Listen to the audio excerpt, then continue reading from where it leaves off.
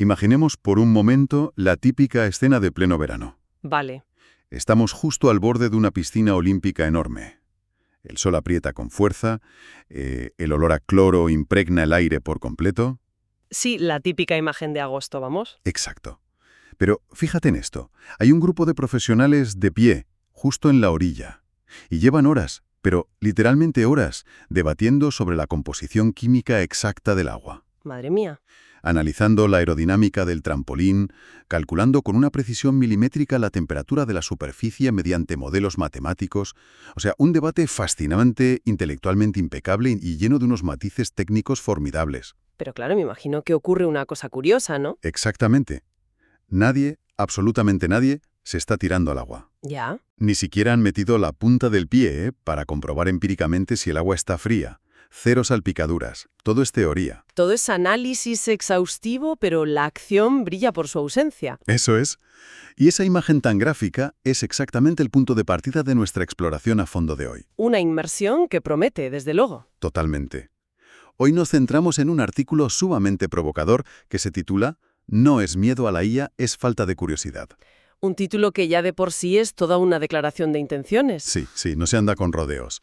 La misión de este análisis es diseccionar una tesis que desafía por completo el consenso general. El texto argumenta que la verdadera barrera para adoptar masivamente la inteligencia artificial en el trabajo no es el temor a que las máquinas nos reemplacen. Que es lo que solemos escuchar siempre, ¿verdad? Pero el típico, la IA me va a quitar el trabajo. Pues no. El autor dice que la barrera real, y la más insidiosa, digamos, es nuestra propia comodidad intelectual. O sea, la pura pereza para experimentar. Exacto. Es un enfoque que desbarata el relato habitual. Llevamos meses bombardeados con información, con titulares sobre cómo estas tecnologías están alterando todo. Transformando industrias enteras, reescribiendo el mercado laboral. Y sin embargo el texto señala una paradoja muy aguda.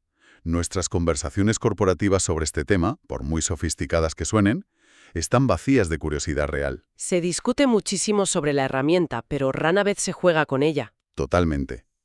Para ilustrar esto, se me venía a la cabeza una analogía mientras leía el texto. Es como, a ver si te parece acertada. A ver, cuéntame. Es como leer 50 reseñas detalladísimas de un restaurante nuevo que acaba de abrir en el centro. Vale, ¿el típico sitio de moda? Sí. Y pasarte días en Internet desglosando el valor nutricional del menú, debatiendo en foros sobre si la acústica del local es la adecuada o si la iluminación es demasiado tenue. Sí, analizándolo todo al milímetro. Pero negarte rotundamente a reservar una mesa y sentarte a probar un solo plato de comida. Es una analogía buenísima. Ilustra perfectamente ese comportamiento superficial del que habla el artículo. Porque claro, analizamos la IA como quien analiza el agua desde la orilla, describiendo la corriente pero sin mojarse nunca, como decíamos al principio. Exacto. Y si miramos el mecanismo psicológico que hay debajo de todo esto, es mucho más complejo que una simple falta de iniciativa. ¿A qué te refieres exactamente? Pues, a ver, desde fuera, el entorno de la inteligencia artificial parece inabarcable, muy incierto. Mantenerse en la orilla permite a los profesionales proteger su estatus. Su estatus de expertos, claro. Eso es. Pueden opinar, pueden criticar, pueden señalar los fallos del sistema. Todo ello sin exponerse a la vulnerabilidad que implica ser un principiante torpe. Nadie quiere parecer torpe utilizando una herramienta nueva en la oficina. Exactamente. Es una resistencia cultural disfrazada de pensamiento crítico. Vale, vamos a desgranar esto un poco más porque tengo que hacer de abogado del diablo aquí. Venga, dispara. Llamar a esto pereza o comodidad intelectual me parece un pelín injusto para muchos trabajadores. Exigir que una tecnología funcione de forma predecible no es necesariamente una excusa. Ya, entiendo por dónde vas. A menudo es pura supervivencia corporativa o responsabilidad fiduciaria. Si un profesional usa un modelo de lenguaje, sufre una alucinación y se inventa un precedente legal, la empresa se enfrenta a un desastre. Un desastre monumental, desde luego. Entonces, ¿no es esta resistencia simplemente prudencia básica? ¿Cómo diferencia el autor entre la precaución justificada y esta, digamos, excusa elegante? Esa es una distinción fundamental y me alegra que la saques. El autor no sugiere en ningún momento que se deba implementar código generado por IA directamente sin revisión. Claro, no se trata de lanzarse al vacío con los ojos cerrados. Para nada. Ni que se envíen contratos redactados por un modelo probabilístico sin supervisión humana. La responsabilidad fiduciaria es innegociable. ¿Vale? Entonces el problema es otro. El problema radica en que argumentos reales y totalmente válidos, como que tiene sesgos, que no es 100% fiable o que falta regulación, se instrumentalizan. Se convierten en un escudo permanente. Exacto, una excusa elegante. Ocurre cuando un profesional utiliza la coartada de, por ejemplo, las alucinaciones del modelo para justificar por qué ni siquiera ha dedicado media hora en un entorno seguro a probarlo. Ya veo. No te pido que redactes el contrato final con IA, pero al menos úsala en borrador para ver cómo responde. Eso es. El escepticismo analítico es vital, pero cuando el análisis infinito sustituye a la experimentación controlada, ahí es cuando se convierte en una barrera cognitiva. Vale, entiendo el matiz perfectamente. Es la diferencia entre mitigar un riesgo y utilizar ese riesgo como pretexto para no hacer nada. Exactamente. Y esto me lleva a pensar en cómo aprendemos realmente a manejar herramientas complejas. Siguiendo con las metáforas, que hoy estoy muy metafórico, Me encantan tus metáforas, adelante. pues me parece que intentar dominar la inteligencia artificial mediante debates teóricos es como intentar aprender a montar en bicicleta leyendo un tratado de física. Un tratado sobre el equilibrio giroscópico, ¿no? Sí, la teoría está muy bien, pero la mecánica del aprendizaje requiere subirse el sillín, perder el equilibrio, tambalearse un poco. Y reajustar el peso en tiempo real, claro. Exacto. La IA exige exactamente esa misma pérdida de equilibrio inicial para encontrar el punto óptimo. Es una comparación mecánicamente exacta. Y si esa resistencia, esa negativa a subirnos a la bici, es un mecanismo de defensa, tenemos que preguntarnos de dónde surge. Aquí es donde la cosa se pone realmente interesante, creo yo. Sin duda, porque el artículo profundiza en esto y apunta directamente a los cimientos de nuestra formación. La mente humana no nace con terror a la experimentación. Para nada. Tú ves a un niño y su curiosidad es infinita. El aprendizaje infantil se basa en desmontar cosas, romperlas, ver qué pasa si toco esto o aquello. Pero luego crecemos y parece que se nos olvida. Más bien, nuestro sistema educativo desmantela esa curiosidad empírica de forma sistemática. Qué fuerte, pero es verdad. Se nos entrena durante años para penalizar la desviación. Así es.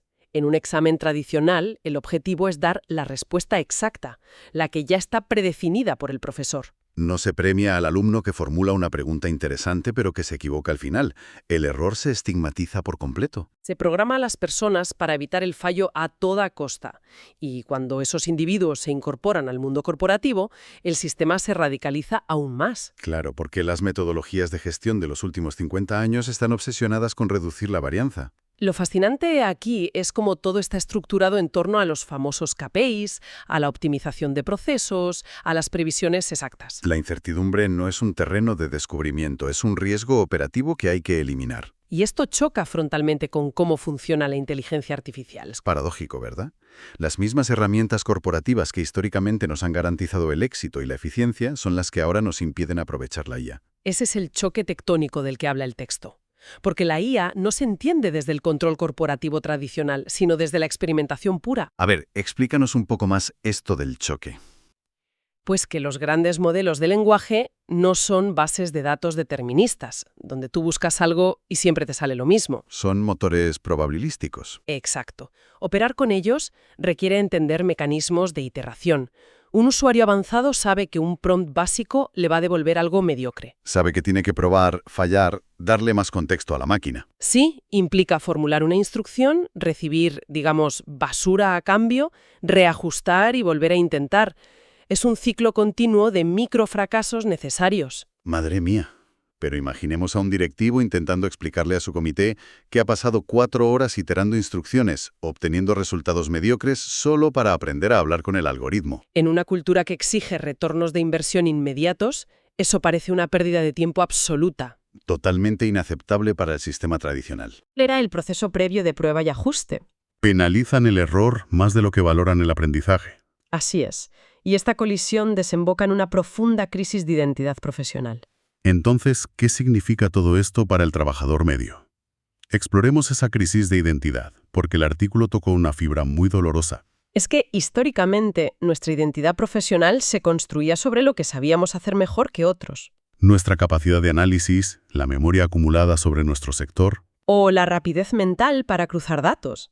Ser senior significaba tener las respuestas correctas rápido. Pero claro, ahora la IA amplifica y redistribuye todas esas capacidades de ejecución básica. De la noche a la mañana, esa ventaja competitiva se evapora. O sea, debe ser un golpe tremendo para el ego profesional. El texto menciona algo sobre los trabajadores más jóvenes, ¿verdad? Sí, menciona que alguien con mucha menos experiencia puede obtener un resultado brillante simplemente porque ha sabido, fíjate, preguntar mejor. ¡Wow! Eso incomoda, claro que incomoda. Saber que tu conocimiento técnico de 30 años vale menos que la habilidad de un chaval para estructurar una buena instrucción. Si conectamos esto con la perspectiva general, no es que la experiencia no valga nada, Ah, ¿no? ¿Dónde queda el valor entonces? se reubica.